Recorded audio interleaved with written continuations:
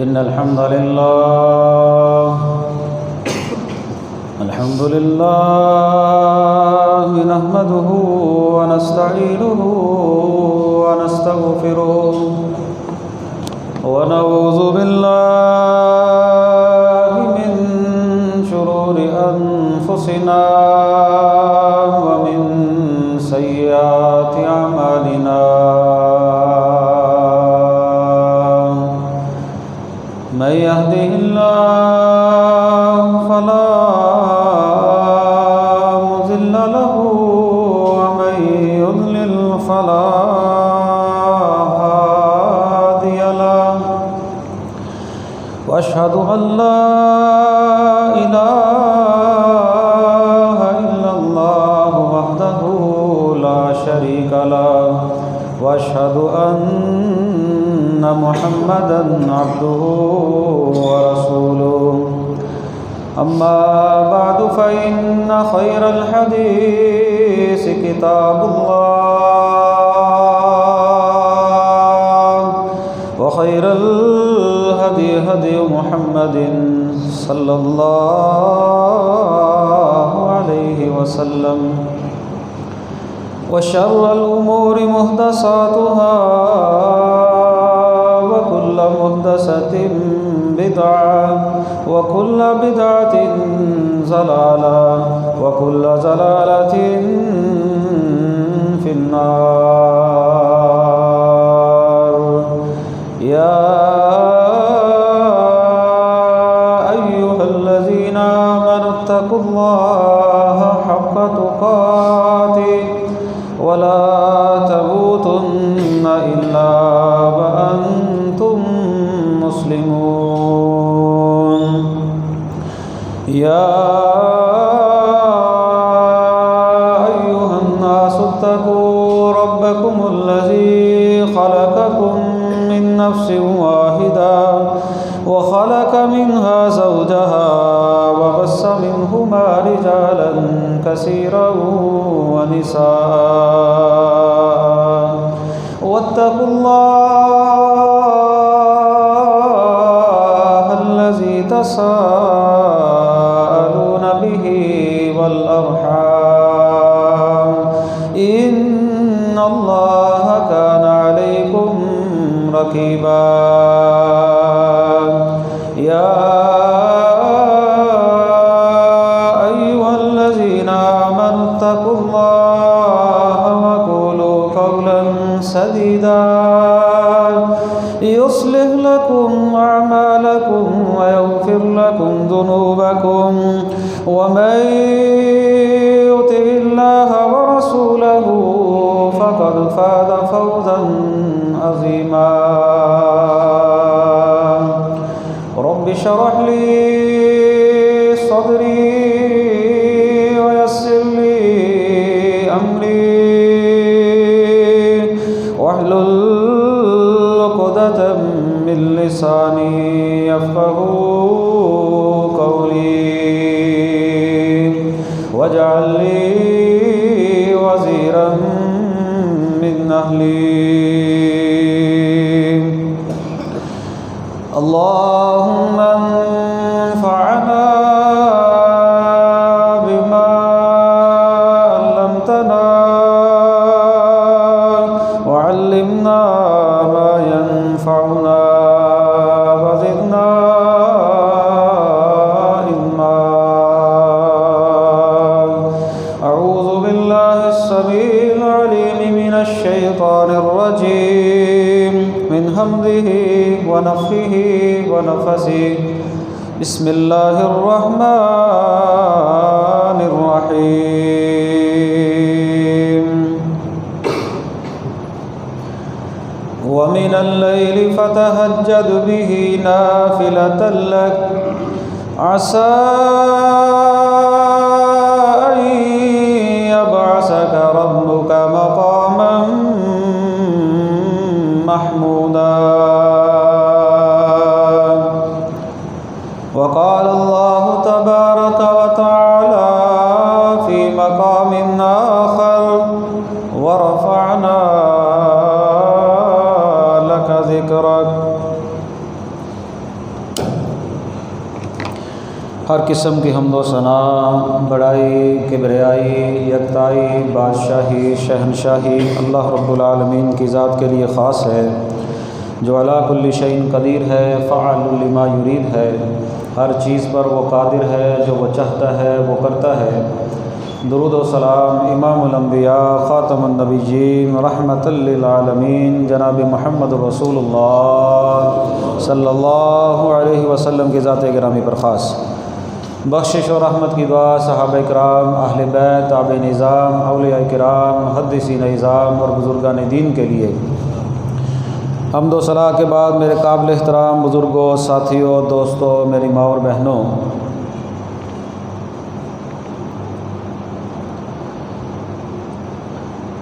ربیع الاول کا مہینہ شروع ہو چکا ہے۔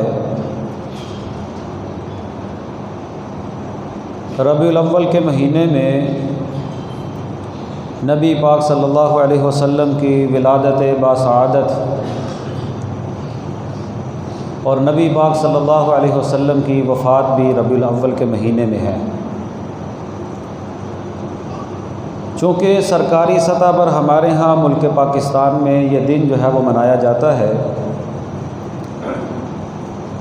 لیکن شرعی اعتبار سے جس طرح منایا جاتا ہے اس کا قرآن و سنت میں تو تذکرہ نہیں،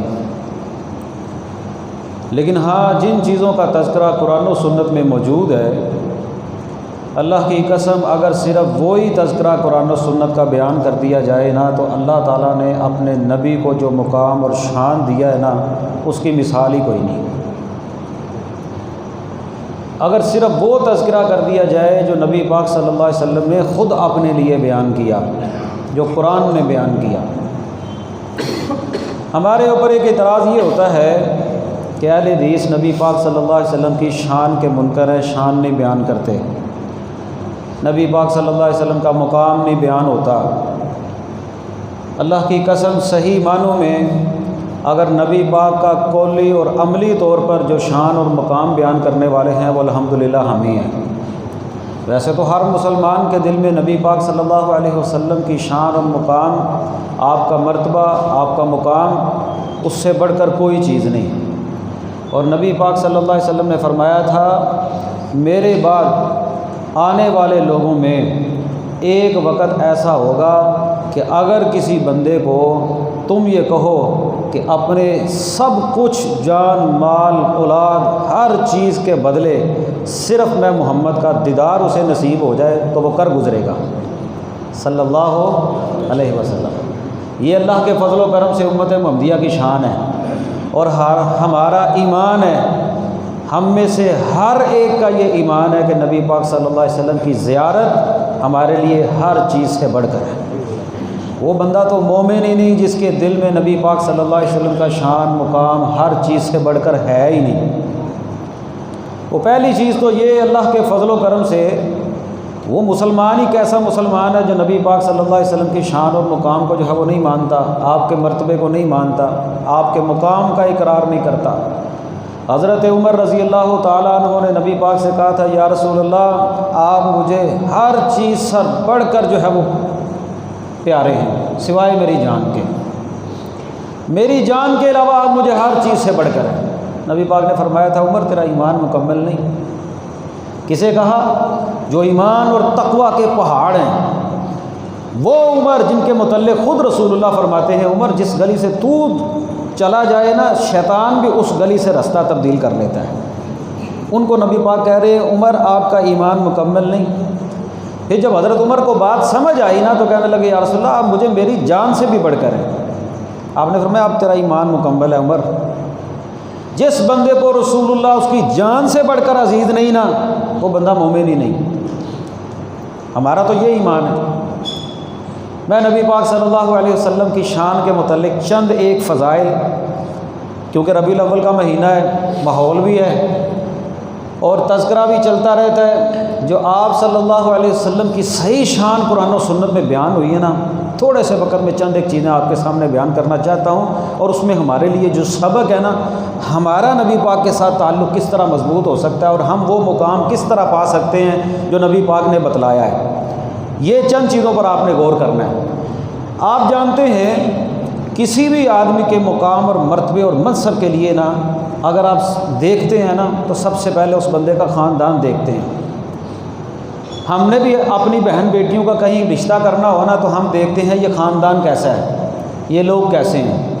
خود رسول اللہ صلی اللہ علیہ وسلم فرماتے ہیں اللہ رب العالمین نے مجھے بہترین خاندان کے اندر جو ہے وہ پیدا کیا، بہترین خاندان میں۔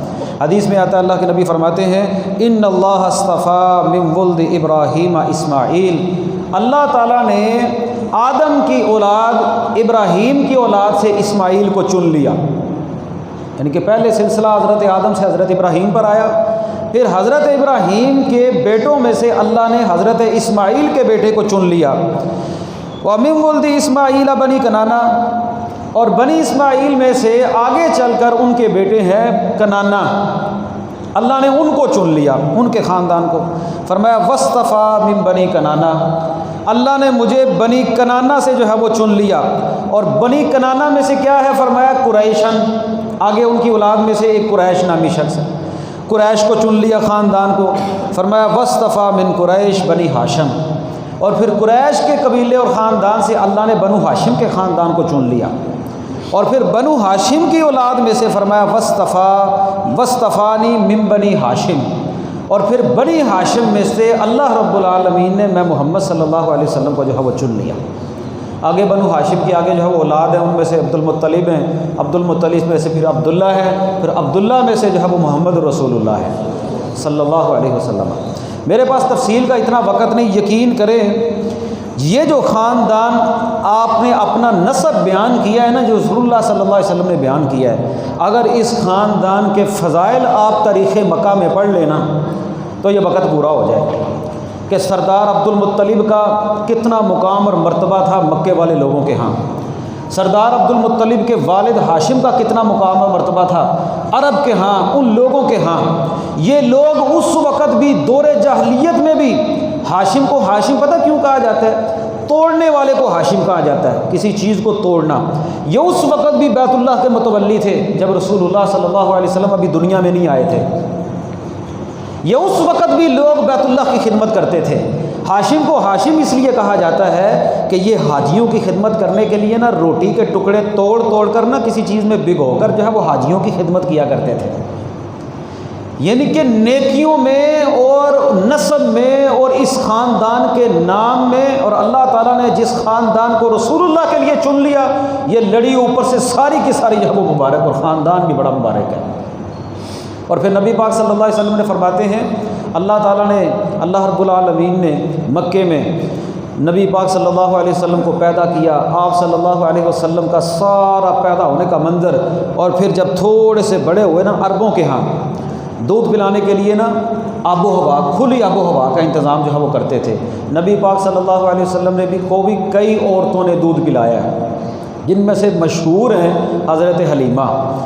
یہ لے آئی نبی پاک صلی اللہ علیہ وسلم کا ان کے ہاں آنا ہی ان کے لیے مبارک بن گیا۔ وہ جو گدی تھی نا، گدی جس کو آج کل جو ہے وہ شعراء ڈاچی کہتے ہیں، ڈاچی، وہ ڈاچی نہیں تھی، ڈاچی تو اونٹنی کو کہتے ہیں، ڈاچی نہیں تھی، وہ گدی تھی، وہ گدی تھی۔ گدی کے اوپر جب سوار ہوئی نا، وہ گدی جو مری پڑی، جو چلنے سے بھی آواز آ، جس کو کھانے کے لیے بھی کچھ نہیں ملا، جیسے ہی رسول اللہ کو لے کر وہ آئی کہ یتیم بچہ لے کر ہی کوئی نہیں گیا۔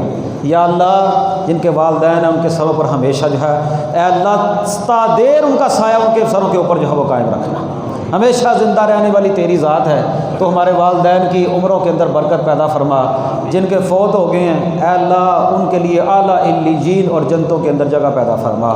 یہ اللہ رب العالمین کا احسان ہے۔ نبی پاک صلی اللہ علیہ وسلم پیدا ہوئے، پیدا ہونے سے پہلے ہی آپ کے والد گرامی فوت ہو چکے تھے، دنیا میں آنے سے پہلے۔ جب دنیا میں آئے 5-6 سال کی عمر میں آپ کی والدہ بھی جو ہے وہ انتقال کر گئی، کیونکہ آپ یتیم تھے، باپ کا سایہ سر پر نہیں تھا، تو آپ کو دودھ پلانے کے لیے لے کر بھی کوئی نہیں گیا کہ بھئی یہاں سے کیا ملے گا، مزدوری کیا ملے، کیونکہ عورتیں مزدوری پر دودھ پلاتی تھیں، آب و ہوا ایسا۔ وہ لے آئیں اور اپنا واقعہ خود بیان کرتے ہوئے فرماتی ہیں جیسے ہی اس بچے کو ہم نے اٹھایا، یعنی کہ رسول اللہ صلی اللہ علیہ وسلم کو، ان کے گھروں میں خیر و برکات نازل ہو گئی۔ اور پھر اس گھر میں رہتے ہوئے حلیمہ سعدیہ کے پاس نبی پاک صلی اللہ علیہ وسلم نے دودھ پیا۔ اس گھر میں آب و ہوا کے اندر جو ہے وہ بڑے ہوئے، تقریباً کوئی 3-4 سال تک حضرت حلیمہ سعدیہ کے ہاں جو ہے وہ دودھ پیتے رہے۔ وہاں پر اللہ رب العالمین نے جو انعام کیا وہ یہ تھا کہ آپ کا 4 سال کی عمر میں شق صدر ہوا۔ آپ صلی اللہ علیہ وسلم کا سینہ مبارک، سینہ اطہر کھولا گیا اور اس کو جو ہے وہ سونے کے تھال کے اندر رکھا گیا، حکمت و دنائی کو جو ہے اس کے اندر بھر دیا گیا۔ حضرت انس فرماتے ہیں جو بچے ساتھ تھے نا وہ کہنے لگے کہ محمد صلی اللہ علیہ وسلم کو کسی نے جو ہے وہ قتل کر دیا ہے، شہید کر دیا ہے۔ اور وہ دیکھا جب حضرت حلیمہ سعدیہ کے پاس وہ بات لے کر آئے تو وہ پریشان ہوئی کہ بچہ بھی کسی کا ہے اور کس نے جو ہے وہ یہ کام کر دیا ہے۔ بعد میں حضرت انس فرماتے ہیں میں نبی پاک کے سینے پر وہ نشان دیکھتا تھا جو فرشتوں کے ذریعے اللہ رب العالمین نے جو ہے وہ بائی پاس کیا تھا۔ وہ حکمت و دنائی جو ہے وہ رسول اللہ صلی اللہ علیہ وسلم کے سینہ اطہر میں پیدا ہونے کے بعد 4 سال کی عمر میں ہی بھر دی گئی، کیونکہ جو نبی ہوتا ہے نا اس کو اللہ رب العالمین جو ہے وہ بچا لیتے ہیں۔ اور نبی پاک فرماتے ہیں میں نے کبھی بچپن میں بھی کسی بت کو سجدہ نہیں کیا۔ یہ بچے، چھوٹا سا بچہ، اس کو کیا پتا ہوتا ہے؟ ہم نے اپنے بچپن میں کون کون سی شرارتیں نہیں کی ہوتی۔ ہم اپنی شرارتیں یاد کر کر کے بعض دفعہ اپنے بچوں کو بھی سناتے ہیں اور خود ہنستے بھی ہیں کہ ہم یہ کام کرتے رہے ہیں، کیونکہ عقل بندے کو بعد میں آتی ہے۔ بعض دفعہ کوئی شرارتیں ایسی ہو جاتی ہیں، لیکن جو نبی ہوتا ہے نا اس کو اللہ رب العالمین اس کے بچپن کو بھی محفوظ کر لیتے ہیں تاکہ کوئی بعد میں کوئی گفتگو نہ کرے، کوئی آواز نہ اٹھائے۔ یہی وجہ ہے کہ رسول اللہ صلی اللہ علیہ وسلم کی زندگی کے متعلق کفار بھی گواہی دیا کرتے تھے۔ آپ کہا کرتے تھے میں نے 40 سال تمہارے اندر گزارے ہیں، تم نے کبھی میرے اندر کوئی کمی پیشی دیکھی ہے؟ کبھی دیکھی ہے؟ اور یقین کریں وہ بڑے بڑے چوٹی کے کافر جو رسول اللہ کے مخالف تھے نا وہ بھی کہتے تھے، جھوٹ نہیں بولا انہوں نے، کہنے لگے ہم نے آپ کو جب بھی پایا صادق اور امین ہی پایا۔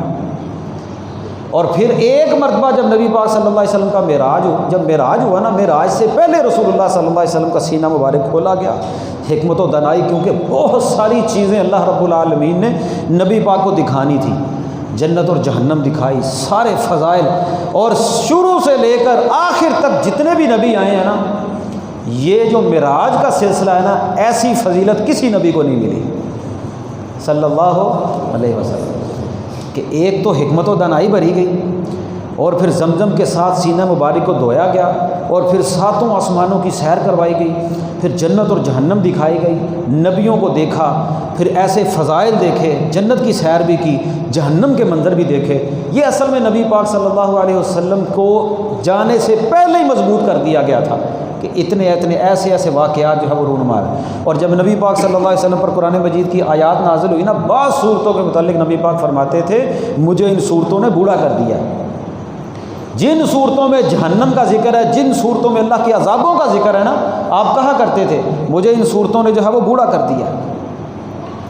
اور اللہ کی قسم یہ شان سینہ اطہر کو مبارک کرنے والی، پھر 7 آسمان کی سیر کروانے والی، اور پھر قرآن مجید کہتا ہے وَرَفَعْنَا لَكَ ذِكْرَكَ، اے محمد ہم نے آپ کے ذکر کو بلند کر دیا صلی اللہ علیہ وسلم۔ وہ کافروں نے کہا تھا نا اِنَّ شَانِئَكَ هُوَ الْأَبْتَرُ، کہ محمد جو ہے وہ نعوذ باللہ دم کٹے ہیں۔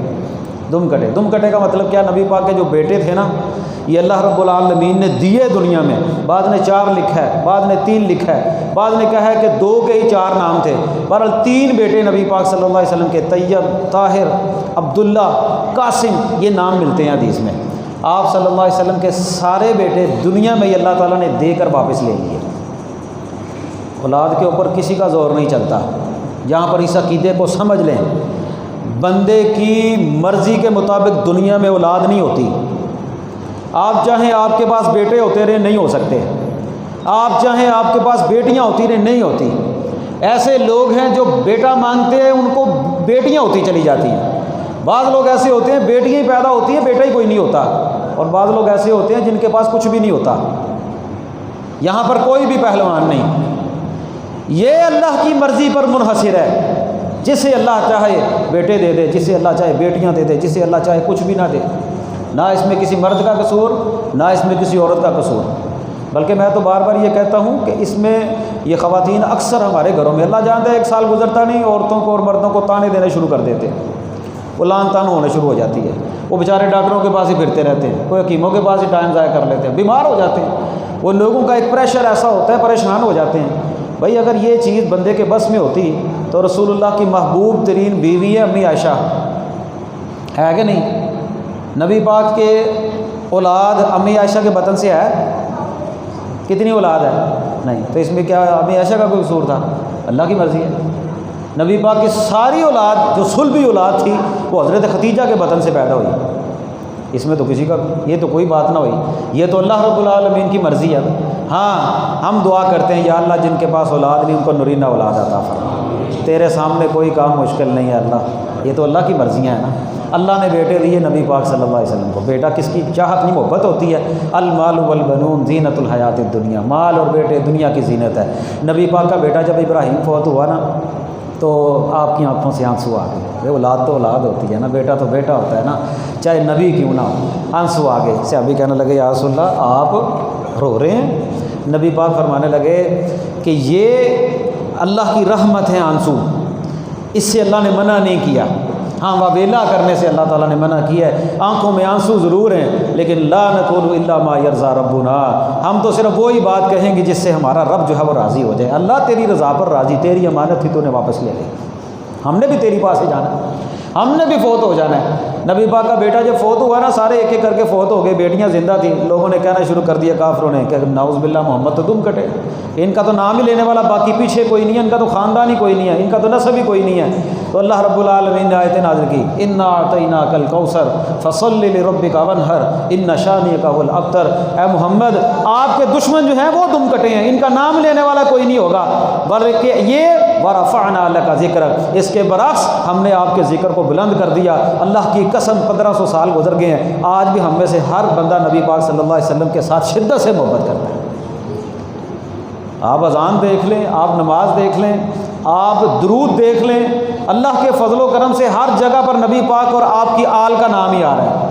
بلکہ درود کا تو ذکر کرتے ہوئے فرمایا جو بندہ مجھ پر درود پڑھتا ہے اس پر 10 رحمتیں نازل ہوتی ہیں، 10 گناہ معاف ہوتے ہیں، 10 درجے بلند ہو جاتے ہیں۔ بلکہ کوئی دنیا جہان کا کام ایسا ہے ہی نہیں جو بندہ درود پڑھے اس کا ہوتا نہیں۔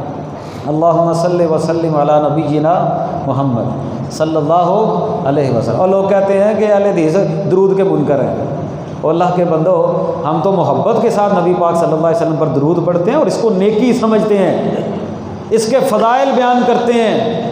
بلکہ میں نے یہ کہا محدثین نے کتنے اقوال نقل کیے اور یہ کہا ہے انہوں نے جو بندہ درود پڑھتا ہے نا وہ دنیا میں کبھی بھی کسی کام سے نامراد نہیں ہو سکتا۔ اللہ کی قسم اللہ تعالیٰ نے نبی پاک کے اوپر درود پڑھنے میں ایسی برکت رکھی ہے کہ بندے کے سمجھ سے باہر ہے، اللہ تعالیٰ اتنے انعامات اس بندے پر کر دیتے ہیں۔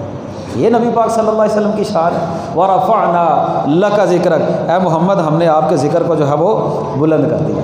اور پھر نبی پاک صلی اللہ علیہ وسلم فرماتے ہیں اللہ تعالیٰ نے پہلے جتنے بھی نبی ہیں نا، آپ قرآن مجید اٹھا کر دیکھ لیں، لقد ارسلنا نوحا الی قومہ، ہم نے نوح کو ان کی قوم کی طرف بھیجا، وَإِلَىٰ ثَمُودَ أَخَاهُمْ صَالِحًا، ہم نے جو ہے وہ سمود کی طرف ان کے بھائی صالح کو بھیجا، قوموں کا نام لے لے کر اللہ تعالیٰ نے جو ہے وہ ذکر کیا، وَإِلَىٰ عَادٍ أَخَاهُمْ هُودًا، قوم عاد کی طرف اللہ تعالیٰ نے ہود کو بھیجا، نام لے لے کر فرمایا پہلے نبیوں کو کسی کو اللہ تعالیٰ نے کسی قوم کی طرف کسی بستی کی طرف مبعوث کیا، اور میرے اوپر اللہ نے انعام یہ کیا اللہ نے مجھے پوری کی پوری انسانیت کے لیے جو ہے وہ مبعوث کیا، وَمَا أَرْسَلْنَاكَ إِلَّا كَافَّةً لِلنَّاسِ، مجھے اللہ تعالیٰ نے پوری کی پوری انسانیت کے لیے بھیجا ہے، انی رسول اللہ علیکم جمیعا، قیامت تک کے لیے جتنے بھی لوگ آئیں گے میں محمد کے بعد کوئی نبی نہیں آئے گا صلی اللہ، ہمارا تو ختم نبوت پر بھی ایمان ہے۔ نبی پاک نے فرمایا میرے بعد 30 دجال اور کذاب آئیں گے، سارے کے سارے جھوٹے ہوں گے، میرے بعد اللہ نے کسی کو نبی بنایا ہی نہیں، اگر نبی ہوتے تو فرمایا عمر ہوتے، لیکن اللہ تعالیٰ نے میرے بعد نبوت کا سلسلہ ہی ختم کر دیا۔ اور اللہ رب العالمین کے نبی فرماتے ہیں اللہ نے میری مثال ایسی ہے جو بندہ محل بنائے، کوئی محل بنائے کوئی گھر بنائے اور اس میں ایک اینٹ کی جگہ خالی چھوڑ دے، اور جب مجھے اللہ نے دنیا میں مبعوث کیا نا اس اینٹ کی جگہ پوری ہو گئی، اس گھر کی جگہ پوری ہو گئی، اب اس میں اینٹ لگنے کی جگہ باقی نہیں رہی، میرے آنے کے بعد گھر مکمل ہو گیا، لہذا اب میرے بعد کوئی نبی نہیں ہوگا۔ اور آپ کی شان یہ ہے فرمایا جس بندے کو یہ پتہ چل جائے کہ کہ میں محمد کو اللہ نے دنیا میں مبعوث کر دیا ہے، نبی بنا کر بھیج دیا ہے، پھر اس کے بعد وہ بندہ میں محمد پر ایمان نہ لائے، چاہے وہ یہودی ہو چاہے وہ عیسائی ہو، پھر اس کے بعد یہودیت میں مر جائے، عیسائیت میں مر جائے، لیکن میں محمد پر ایمان نہ لائے، وہ بندہ جنت میں نہیں جا سکتا۔ صلی اللہ یہ کتنی شان ہے۔ گویا کہ اللہ نے جنت کا سلسلہ ہی نبی پاک صلی اللہ علیہ وسلم کے ساتھ جو ہے وہ رکھ دیا۔ ما کان محمد ابا احد من رجالکم ولکن رسول اللہ وخاتم النبیین، ختم نبوت کا سہرہ ہی اللہ رب العالمین نے جو ہے وہ اللہ کے نبی صلی اللہ علیہ وسلم کے سر کے اوپر جو ہے وہ رکھ دیا۔ فرمایا اس وقت جس وقت ابھی اللہ رب العالمین نے حضرت آدم کی مٹی ابھی گوئی ہوئی تھی نا، مٹی کو ابھی بنایا تھا، روح نہیں پھونکی تھی، ابھی مٹی کو گوندا تھا، اس وقت ہی اللہ رب العالمین نے میں محمد کے سر پر ختم نبوت کا تاج رکھ دیا تھا کہ اللہ تعالیٰ مجھے پیدا کریں گے اور پیدا کرنے کے بعد مجھے اللہ تعالیٰ جو ہے وہ آخری نبی بنائیں گے۔ گویا کہ دنیا میں حضرت آدم کے آنے سے پہلے ہی اللہ رب العالمین نے نبی پاک کو خاتم النبیین لکھ دیا تھا۔ اب اس میں بھی کوئی شان، اب اس سے بڑھ کر کوئی شان ہے؟ یہ نبی پاک صلی اللہ علیہ وسلم کی جو ہے وہ شان اور آپ کا مقام، اور نبی پاک صلی اللہ علیہ وسلم کو اللہ تعالیٰ نے جتنا بھی مقام دیا ہے نا، آپ بیان کرتے ہوئے فرماتے ہیں لوگوں سب سے پہلے کل قیامت کا دن ہوگا، میں محمد صلی اللہ علیہ وسلم کی قبر کھلے گی۔ کہاں پر کھلے گی؟ اللہ تعالیٰ آپ سب کو مسجد نبی لے جائے، مسجد نبی مدینہ منورہ، کیا بات ہے مدینہ کی، اللہ ہمیں بار بار مدینہ کی زیارت نصیب فرما، اور رسول اللہ صلی اللہ علیہ وسلم کا روزہ، وہ مسجد نبی، وہ رسول اللہ صلی اللہ علیہ وسلم کی مسجد نبی، وہاں پر بندہ نماز پڑھے، اللہ کی قسم ایمان تازہ ہو جاتا ہے، ایمان تازہ ہو جاتا ہے وہ منظر دیکھ کر۔ یار دنیا تو یہ ہے نا، ہم پتہ نہیں کون سی دنیا میں پھرتے ہیں، مکے میں بندہ چلا جائے، مدینے میں بندہ چلا جائے، آج بھی اللہ تعالیٰ نے وہاں پر جو رونقیں رکھی ہیں، اللہ کی قسم ویسی رونقیں بندے کو میسر نہیں آتی، ایسے ایمان تازہ ہوتا ہے، کھنچا چلا جاتا ہے نیکیوں کی طرف۔ اور روضۃ من ریاض الجنہ میں بیٹھ کر بندہ جو ہے وہ ذکر کر رہا ہو، وہ جنت کے باغوں میں سے ایک باغ، وہ نبی پاک صلی اللہ علیہ وسلم کا روضہ، آپ فرماتے ہیں سب سے پہلے اللہ تعالیٰ میری قبر جو ہے وہ کھولے گا۔ یہ آپ کا مقام ہے کہ سب سے بعد میں جو نبی ہیں سب سے پہلے آپ کو یہ شرف نصیب ہوگا کہ آپ کی قبر مبارک کو کھولا جائے گا۔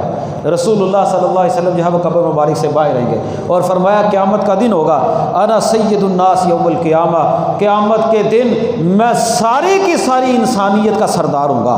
اور ایک حدیث میں آتا ہے انا سید ولد آدم یوم القیامہ، قیامت کے دن میں ساری کی ساری آدم کی اولاد کا سردار ہوں گا، ولا فخرہ، اور اس پر میں محمد فخر نہیں کرتا صلی اللہ علیہ وسلم۔ یار تھوڑی انسانیت ہے، کہاں پر بابا جی آدم علیہ السلام اور کتنے نیک لوگ آئے، سب کے جو سردار ہوں گے نا وہ محمد رسول اللہ۔ اور پیارے بھائیو یہاں پر ایک بات اور ہمارے لیے اس میں سبق ہے، وہ کیا ہے؟ کتنا بڑا انعام ہے کہ ساری کی ساری انسانیت کے سردار ہیں، اور عاجزی کتنی ہے، کہتے ہیں مجھے اس بات پر فخر نہیں ہے۔ فخر نہیں کرنا، تکبر نہیں کرنا، غرور نہیں کرنا، تربیت رسول اللہ کر رہے ہیں ہماری کہ ولا فخرہ، اللہ مجھے سردار بنائے گا، اللہ کا بہت بڑا انعام ہے، اللہ کا شکر ادا کرنا چاہیے، اس پر فخر نہیں، اس پر کوئی اکڑ نہیں۔ اور رسول اللہ فرماتے ہیں قیامت کا دن ہوگا، بیدی لواء الحمد، میرے ہاتھ میں حمد کا جھنڈا ہوگا، حمد کا جھنڈا۔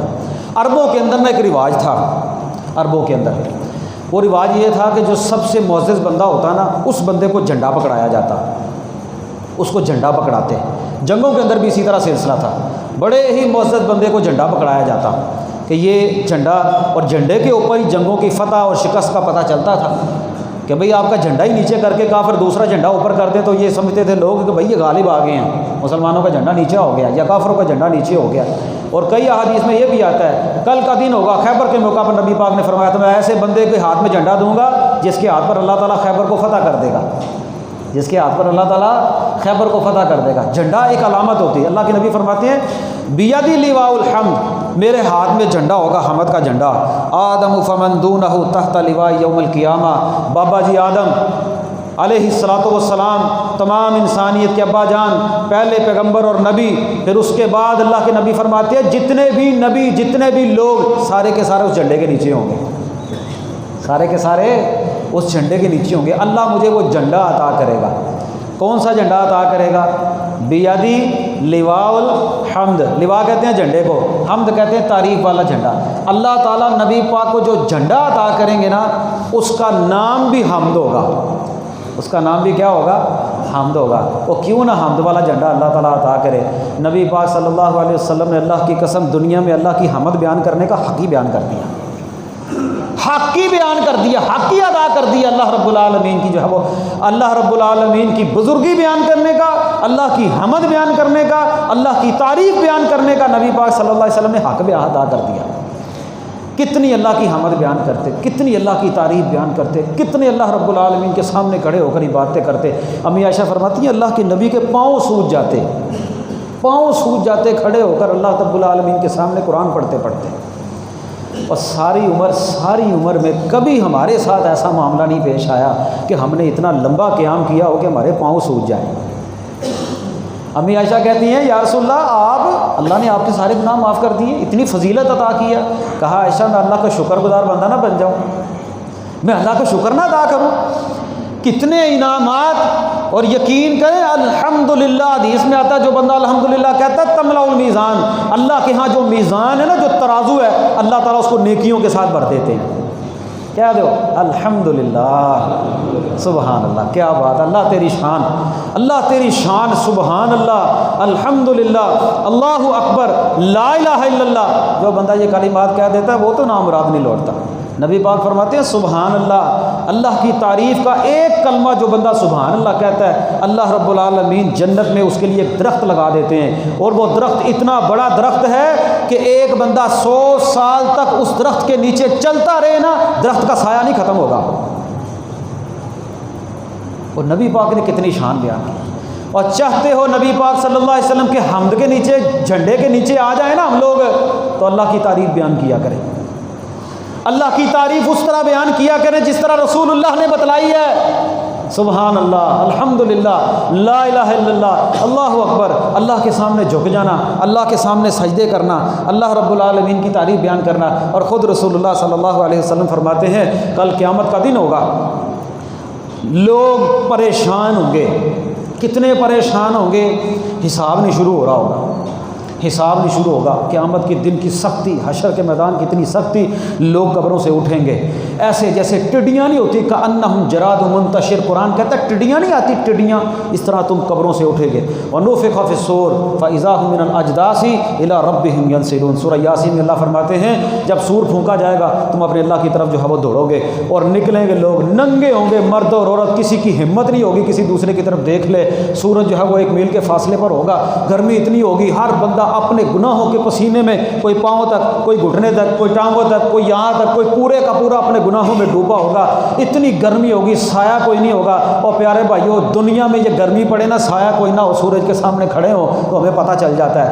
اور وہاں پر قیامت کے دن جہاں پر گرمی، اتنی شدت کی گرمی ہوگی، کوئی پوچھنے والا نہیں ہوگا، بلکہ قرآن کہتا ہے باپ اپنے بیٹے سے بھاگے گا، ماں اپنے بیٹے سے بھاگے گی، اولاد اپنے ماں باپ سے بھاگے گی، قریبی رشتہ داروں کا نام لے کر اللہ نے کہا بھاگیں گے ایک دوسرے سے، کسی کو کسی کی کوئی پرواہ نہیں ہوگی، نفسی نفسی ہر بندہ پکار رہا ہوگا کہ کسی طریقے سے میری جان چھوٹ جائے، کسی طریقے سے میری جان چھوٹ جائے، ہر بندہ یہ سوچ رہا ہوگا۔ نبی پاک فرماتے ہیں لوگ حضرت آدم کے پاس جائیں گے اور جا کر کہیں گے بابا جی آپ انسانیت کے باپ ہیں، آپ اللہ تعالیٰ سے دعا کریں، اللہ حساب شروع کریں۔ یہ معاملہ شروع، 50,000 سال کا دن، کتنا دن؟ 50,000۔ ہماری عمریں کتنی ہیں؟ کتنی عمریں ہماری؟ 50 سال، 60 سال، 70 سال، بڑی کو چھلانگ لگاتا ہے 80 سال۔ اللہ کے نبی فرماتے ہیں میری امت کی اوسط عمریں، زیادہ عمریں 60 اور 70 کے درمیان ہوں گی۔ امت محمدیہ کی جو عمریں 60 اور 70 کے درمیان ہوں گی۔ جو بندہ 60 سے اوپر چلا جاتا ہے نا، وہ سمجھے کہ نفع ہی لے رہا ہے، نفع 60 اور 70 کے درمیان وہ اکثر بندے فوت ہو جاتے ہیں۔ بلکہ اب تو جو صورتحال ہماری ہو چکی ہے نا، جو صورتحال ہماری ہو چکی ہے، 40-50 سال جوانی میں تقریباً ہر بندہ جا رہا ہے، 50 سال، 40 سال، 50 سال، 55 سال ختم ہو رہے ہیں، تقریباً جوانی میں بندے فوت ہو رہے ہیں، عمریں کوئی نہیں رہ گئی۔ انسان یا ایھا الانسان ما غرک بربک الکریم، وہ کس چیز پر تجھے اتراتا پھرتا ہے، کس چیز نے تجھے دھوکے میں ڈال دیا ہے۔ وہاں پر لوگ پریشان ہوں گے، کچھ نیک لوگ ہوں گے جن پر اللہ کی بڑی رحمت، لوگ بابا جی آدم کے پاس جائیں گے، کہیں گے بابا جی سفارش کریں، انکار کر دیں گے کہ میں نہیں یہ کام کر سکتا۔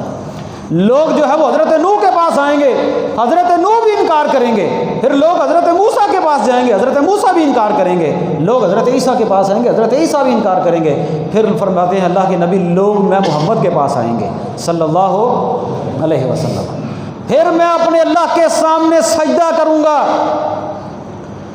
پھر میں اپنے اللہ کے سامنے سجدہ کروں گا، وہاں پر میرا رب مجھے کچھ کلمات الہام کرے گا، مجھے بتلائے گا جو مجھے اب نہیں پتا، اس وقت میرا اللہ مجھے سکھائے گا۔ کلمے کون سے سکھائے گا؟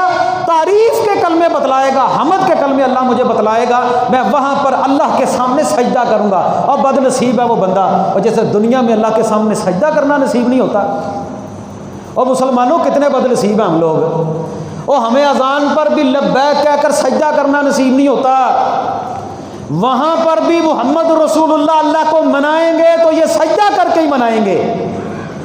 اور نبی پاک فرماتے ہیں قامن ان یستجاب لکم، اور لوگوں سجدے میں دعا اللہ رب العالمین زیادہ سنتا ہے، قریب ہے کہ تم سجدے میں اللہ سے دعا کرو، اللہ تمہاری دعا کو قبول کر لے۔ اور یہ گردن نہیں جھکتی، ہماری گردن میں سریہ ہے، یہ ناک نہیں زمین پر لگانے کے لیے تو یہ پیشانی تیری اللہ کے سامنے نہیں جھکتی، اور اللہ نے تجھے اتنا خوبصورت احسن تقویم، اتنا خوبصورت انسان بنایا، اشرف المخلوقات بنایا، اور جس نبی نے تجھے نماز کا طریقہ سکھایا اس نبی کی بات کو نہیں مانتا، اور ویسے شور ڈالتا ہے مجھے نبی پاک کے ساتھ بڑی محبت ہے۔ اگر اتنی محبت ہے تو پھر نبی پاک کے طریقے پر چل تو صحیح، وہ چل کر تو دکھا نا۔ اور وہاں پر بد نصیب ایسے لوگ ہوں گے، قرآن کہتا ہے سب لوگ اللہ رب العالمین کو سجدہ کریں گے، اللہ اپنی پنڈلی دکھائے گا لوگوں کو، لوگ سجدہ کریں گے، لیکن وہاں پر بھی ان لوگوں کو سجدہ نصیب نہیں ہوگا جو دنیا میں ریاکار اور اللہ کو سجدہ نہیں کرتے تھے۔ اللہ ان کی کمر کو تختے کی مانند بنائے گا، سجدہ کرنا چاہیں گے وہاں پر سجدہ نہیں کر سکیں گے۔ اللہ ان سب کو صحت دے دے جو کرسی پر بیٹھ کر نماز پڑھتے ہیں، ان سے پوچھ کر دیکھے کتنا درد ہے ان لوگوں کے دلوں میں، جو سجدہ زمین پر کرنے کا، اللہ کے سامنے جھکنے کا، اللہ کے سامنے رونے کا، اور رات کے وقت پچھلے پیر سجدہ کیا ہو اللہ کو، ناک لگی ہو زمین پر کہ یا اللہ یہی ناک ہے جو دنیا میں مجھے ذلیل کرواتی پھرتی ہے، اسی ناک کو میں تیرے سامنے رگڑ رہا ہوں۔ یہ ناک ہی ہے نا بھائی، ناک ہی ہے نا جو جھکتی نہیں، ناک کا ہی مسئلہ ہے نا سارا، یہ گردن ہے نا اسی کے اندر سریہ نا، مسئلہ تو اسی کا ہے نا سارا، معاملہ تو اسی نے سارا خراب کر دیا۔ قرآن و سنت کے خلاف یہ ناک ہی تو ہمیں چلاتی ہے، نک نہیں رہندی، برادری چ نہیں رہندی، رشتہ داروں میں نہیں رہتی، علاقے میں نہیں رہتی، یہ ناک ہی مرواتی ہے ہمیں۔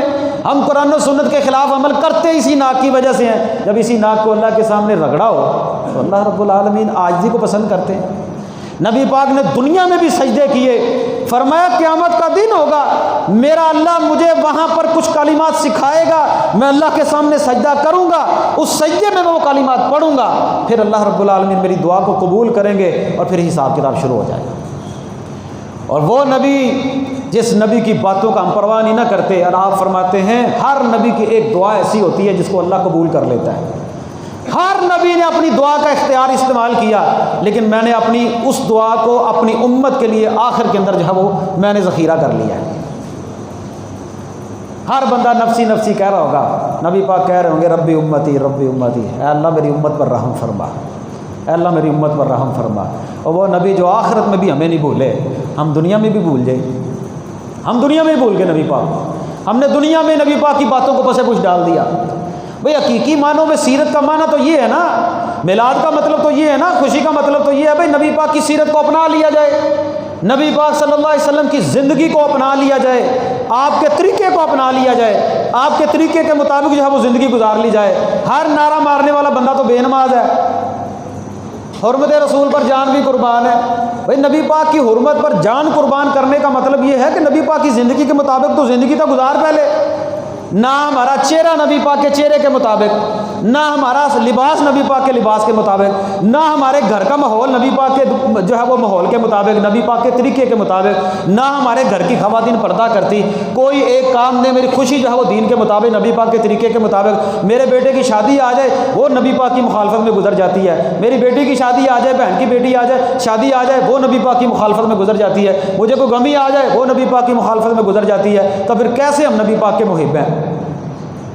وہ کیسی شان ہے؟ شان تو یہ ہے، آپ ایمانداری سے بتلائیے، آج اگر ہمیں یہ پتہ چلے کہ محمد رسول اللہ ہمارے گھر آ رہے ہیں، اللہ تعالیٰ نبی پاک کو دنیا میں بھیجے اور نبی پاک صلی اللہ علیہ وسلم نے ہمارے گھر میں آنا ہو، کیا ہمارے گھروں کا ماحول ایسا ہے کہ ہم نبی پاک کو اپنے گھر میں بٹھا لیں؟ کیوں جی؟ میرا لباس، میرا چہرہ، نبی پاک چہرہ دیکھ کر ہی کہہ دیں، چہرہ دیکھ کے نبی پاک کہہ دیں تو کیا جواب دیں گے؟ میرے گھر کی عورتیں بے پردہ ہیں، نبی پاک ان عورتوں کو دیکھ کر کیا کہیں گے؟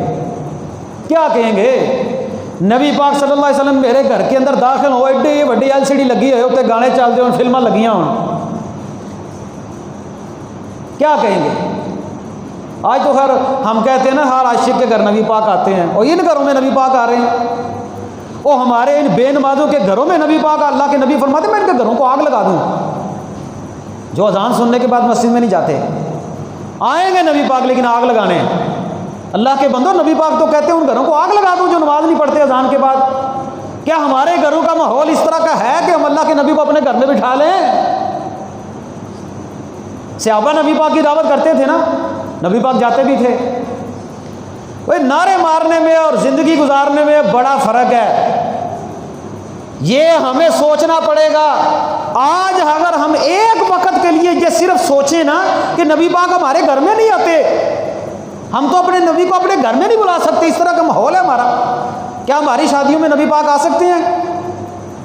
بھئی ہماری شادیوں میں جس طرح کا ماحول ہوتا ہے، تو اسی ایک پاسے بینڈ باجے والے کھڑے کیتے ہوں، چنگے ٹھیک ٹھاک بجاؤ، پورے محلے نو عذاب پا دیو، پتہ لگے کنجراں دا ویاہ ہے، کوئی بیمار مرتا ہے مر جائے، کسی کا بچہ بیمار ہوتا ہے ہو جائے، کوئی بیمار گھر میں تنگ ہوتا ہے ہو جائے، پوری رات مہندی کرنی ہے، مہندی ایسی کرنی، پتہ لگے گھوڑے نچاؤ کھوتے نچاؤ، آپ ہی بھی نچو۔ ان گھروں میں نبی پاک آئیں گے؟ سوچیں نا ذرا، سوچیں ہم لوگ، یہ نبی پاک کی سیرت ہے، یہ نبی پاک کی شان ہے۔ نبی پاک کی شان جو شان ہے اس شان کو سمجھتے ہوئے مانیں۔ ادھر نبی پاک کا آرڈر ہو، ادھر گردن جھکائی ہو۔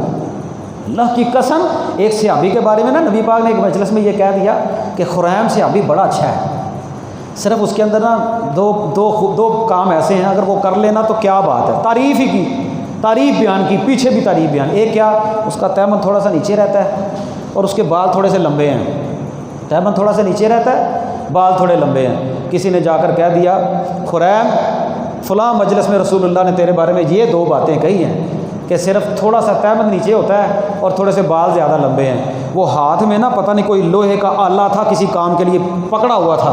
یقین مانے اللہ کے نبی کی بات سنی، اپنے ہاتھوں سے اسی وقت اپنے بالوں کو پکڑا اور کاٹ دیا، اور نیچے سے تیمن کو جو ہے وہ کٹ لگا کر نا وہیں پر پھاڑ دیا کہ نبی پاک نے میرے بارے یہ بات کہی ہے اور میں اس میں دیر لگاؤں۔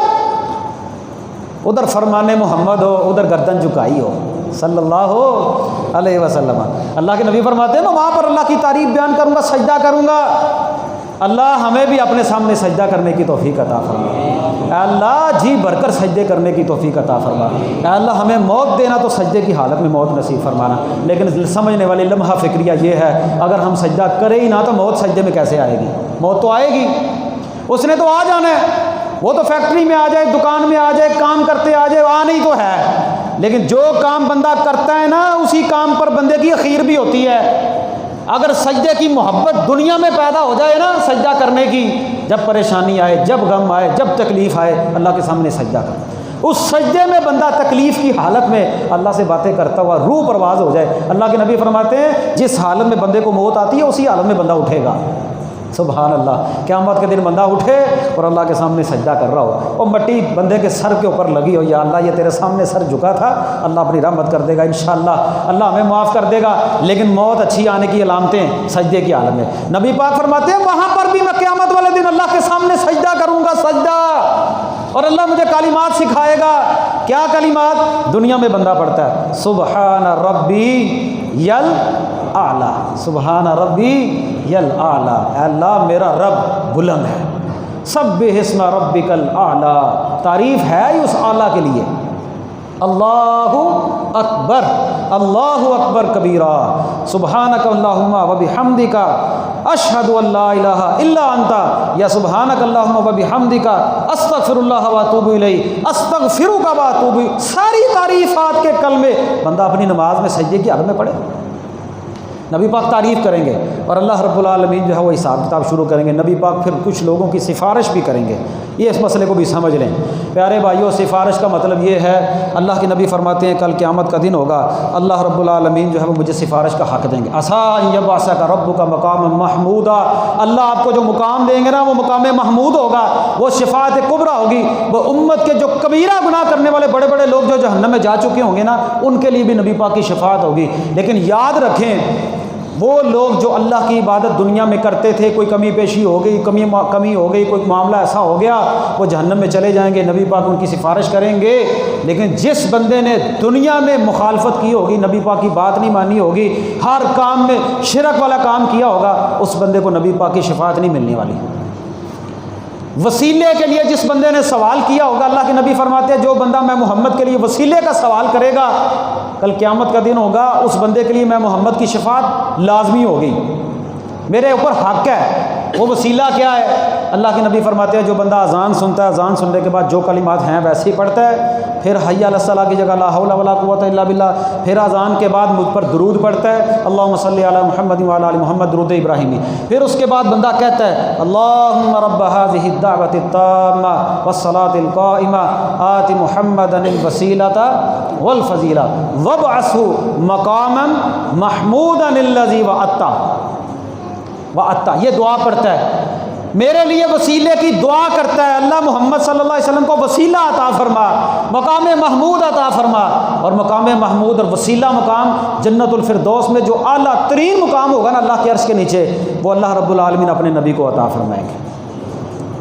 اور جو بندہ میں محمد کے لیے یہ دعا کرے گا، کل قیامت کا دن ہوگا، میں محمد اس کی سفارش کروں گا صلی اللہ علیہ۔ اذان توجہ سے سنا کریں، آج تو اذان کی بھی پرواہ کوئی نہیں رہ گئی ہم نے، اج تو سپیکر بڑے بڑے لانے ہیں، چلو یار اذان دی آواز آئی ہے کسی نے، لیکن اذان وہ مسلمانوں کا شعار اذان۔ ہم کیا کرتے ہیں، گانے لگے ہونا بڑی بھی چھال مارنے، پتہ کیا ہمیں اوے اذان ہوتا ہی ہے، آواز گھٹ کر لو، آواز گھٹ کر لو۔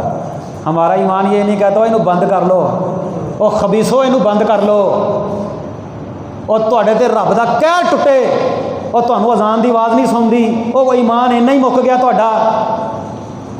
نہ فلم بند ہوتی، نہ ڈرامہ بند ہوتا، نہ گانے بند ہوتے۔ وہ اب تو یقین مانے مسجد میں خطبہ ہو رہا ہو، جمعہ ہو رہا ہو، جنہ دی برات جاندی وہ بجاندے ہی جاندے ہیں، انہوں نے پتہ مسجد تے خطبہ ہوندے ہے، کوئی کہہ کر دیکھے، آپ کہہ کر دیکھ لیں کہ یار یہ کام نہ کریں، اللہ سے ڈر جائیں۔ اور پھر یاد رکھیں یہ جن مجلسوں میں اللہ اور اس کے رسول کی واضح مخالفت ہوتی ہے نا، پھر ان گھروں کا معاملہ آئندہ دنوں میں آپ دیکھا کریں، اللہ ان کو عبرت کا نشان بنا دیتا ہے۔ تو یہ تو جوڑے نے مروان دے ہو اللہ تعالیٰ کی نافرمانی کر کے، جس جوڑے کی شروعات ہی اللہ اور اس کے رسول کی نافرمانی سے ہوئی ہو، اس گھر میں برکات کس طرح نازل ہو سکتی ہیں؟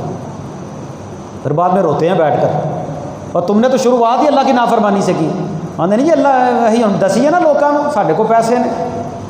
تو یہ معاملہ ہی بڑا خطرناک، اللہ تعالیٰ کو راضی کرنا۔ نبی اذان ایک شعار ہے مسلمانوں کا، اذان کو سننا، اذان کا جواب دینا، اور پھر اللہ کی توفیق اور رحمت سے مسجد میں آنا، اور پھر اس کے بعد دعا کرنا، اور دعا جو کرتا ہے، درود جو پڑھتا ہے، اللہ کے نبی فرماتے ہیں میں محمد صلی اللہ علیہ وسلم اس کی شفاعت کروں گا، پھر اللہ تعالیٰ نبی پاک کو حوض کوثر بھی عطا کرے گا۔ حوض کوثر پینا کہ نہیں پینا انشاءاللہ؟ اللہ ہم سب کو نبی پاک کے ہاتھوں حوض کوثر نصیب فرما۔ بڑا خوش نصیب وہ بندہ ہوگا جس کو حوض کوثر مل جائے گا۔ یہ علامتیں ہوں گی جنت میں جانے کی، حوض کوثر، لیکن حوض کوثر ایسے نہیں ملنا پیارے بھائیوں، یہ نعرے اور دعوے یہ قولی طور پر حوض کوثر نہیں ملنا۔ حوض کوثر پتہ کن کو ملے گا؟ نبی پاک فرماتے ہیں اتنی انسانیت ہوگی، بابا جی آدم سے لے کر پوری انسانیت ہوگی، اربوں خربوں لوگ دنیا میں آئے، میں اپنی امت کو پہچانوں گا، میں اپنی امت کو پہچانوں گا، جن کو میں پہچانوں گا نا ان کو میں حوض کوثر پلاؤں گا۔ آپ جانتے ہیں نبی پاک اللہ اپنی امت کو کس طرح پہچانیں گے، ہمیں کس طرح پہچانیں گے؟ ہاں جی ماشاء اللہ، کس طرح؟ بولو بولو سارے بولو ماشاءاللہ، ایمان تازہ ہو جائے گا۔ کس طرح پہچانیں گے؟ وضو والے آثار سے۔ تو جب وضو اسی کر دے نہ ہوئیے تھے، ہاں جی وضو کر دے نہ ہوئیے تھے۔ وضو کون کرتا ہے؟ جنہیں نماز پڑھنی ہوئی وضو کرتا ہے، کیوں جی؟ جو بندہ نماز نہیں پڑھتا اس کو وضو کرنا توفیق نہیں ملتی، یہ لکھی پڑھی بات ہے۔ جو بندہ نماز نہیں نہ پڑھتا اس کو وضو کرنے کی توفیق نہیں ملتی ہے، تو بہانے سے بندہ وضو کر لیتا ہے۔ جس نے نماز پڑھنی ہے الحمدللہ وہ پاک صاف ہو کر با وضو ہو کر مسجد میں آتا ہے، کرتا ہے کہ نہیں کرتا؟ لو جی نبی پاک نے کہہ دیا حوض کوثر میں اپنی امت کو پہچانوں گا، یہ اعضاء چمکیں گے، یہاں تک چمکیں گے اللہ کے فضل و کرم سے انشاءاللہ، اللہ کی رحمت سے یہاں تک چمکیں گے، یہاں تک چمکیں گے، چہرہ چمکے گا، یہ چمکیں گے کان، یہ سارا جہاں جہاں پانی لگتا ہے نا وضو کا، یہ پاؤں چمکیں گے۔ اللہ کے نبی سے کسی نے کہا یا رسول اللہ کس طرح؟ آپ نے فرمایا جس طرح گھوڑوں میں سے 5 کا لے آنا گھوڑا تم پہچان نہیں لیتے؟ کالا گھوڑا ہوئے تے ہاتھ بھی چٹے ہون، پیر بھی چٹے ہون، منہ بھی تھوڑا تھوڑا چٹا ہوئے تے گھوڑیاں جو پتہ لگ جاتا یار اے گھوڑا جڑا نا یہ چٹا کالا ہے، پتہ چل جاتا ہے نا۔ اس طرح اللہ کے نبی فرماتے ہیں اللہ اس نور کو پیدا کرے گا۔ یہ پانی وضو کا پانی بڑا مبارک پانی ہے، یہ وضو کا پانی بڑا مبارک پانی ہے۔ اے اللہ ہماری نسلوں کو نمازی بنا، اے اللہ ہم سب کو پکا سچا نمازی بنا، ہمیں وضو کرنے کی بھی توفیق عطا فرما۔ اے اللہ تیری توفیق کے بغیر کوئی کام ممکن نہیں۔ ہم غافل ہو گئے، دنیا میں اتنے غافل ہو گئے کہ اٹھا کر لوگوں نے ہم نے قبر میں پھینک دینا، پھر ہمیں پتہ چلنا ہو ہم کس لیے آئے تھے، ہم کس لیے آئے تھے۔ ساری عمر یہی کرتے چلے گئے، ساری عمر کماتے ہی چلے گئے۔ وہ ایسا ہوتا ہے الہاکم التکاثر حتی زرتم المقابر، اللہ کہتے ہیں اور تمہیں کثرت نے مال مال مال کثرت نے اکٹھا کرتے کرتے کرتے ایک دن آنکھ بند ہوئی، لوگوں نے اٹھایا، اٹھا کر قبر میں پھینک کر مٹی ڈال دی، انہوں نے کہا اللہ ہون سیٹ ہو یا اللہ اب کر لے تو تیاری، اہی چلے ہوں مگر اہی تیرا مگر سامنے جا کے جڑا اکٹھا کیتا ہی۔ اتنی سی زندگی ہے ہماری۔ وضو کے آثار چمکیں گے ہمارے اللہ کے فضل و کرم سے۔ نمازی بنے، وضو کریں، وضو پر ہمیشگی کریں، اور جو بندہ وضو کرتا ہوگا نبی پاک فرماتے ہیں اللہ تعالیٰ مجھے دکھائے گا، میں لوگوں کو دیکھوں گا اور ان کو اپنی امت کے لوگوں کو پہچانوں گا جن کی تعداد سب سے زیادہ ہوگی، اور جیسے جیسے آزاد چمکتے ہوں گے لوگ آتے جائیں گے، اللہ کے فضل و کرم سے نبی پاک حوض کوثر پلاتے چلے جائیں گے۔ جو بندہ ایک مرتبہ اللہ کے نبی کے ہاتھوں حوض کوثر پی لے گا 50,000 سال تک اس بندے کو پیاس ہی نہیں لگے گی، پیاس ہی نہیں لگے گی۔ اے اللہ ہم سب کو دین اسلام پر چلنے کی توفیق عطا فرما، جب تک زندہ رکھ اسلام پر زندہ رکھ، جب موت آئے تو ایمان کی حالت میں موت نصیب فرما۔ کیوں جی انشاءاللہ سارے بھائی نماز پڑھا کریں گے، ہاتھ کھڑا کرو سارے ماشاءاللہ۔ وضو کر کے پڑھو گے؟ ہاں جی انشاءاللہ انشاءاللہ اللہ کی رحمت سے۔ یہ وضو ٹوٹ جائے نا سردیاں چ تو بندہ آتا چلو انجی کر لو خیال سے، سردیاں آ رہی نے نا، وضو ٹوٹ جائے نا سردیاں جب 10 کپڑے تو بندے نے پائے ہوتے ہیں، ٹھٹھا ہوئے نا بندہ، وہ بندہ تیرا وضو ٹوٹ گیا، نال دے بندے کو نا سمیل بھی آ رہی ہوتی کہ یار تیرا وضو ٹوٹ گیا، انہیں نہیں میرا نہیں ٹوٹا۔ اقول قولی ھذا استغفر اللہ لی ولکم۔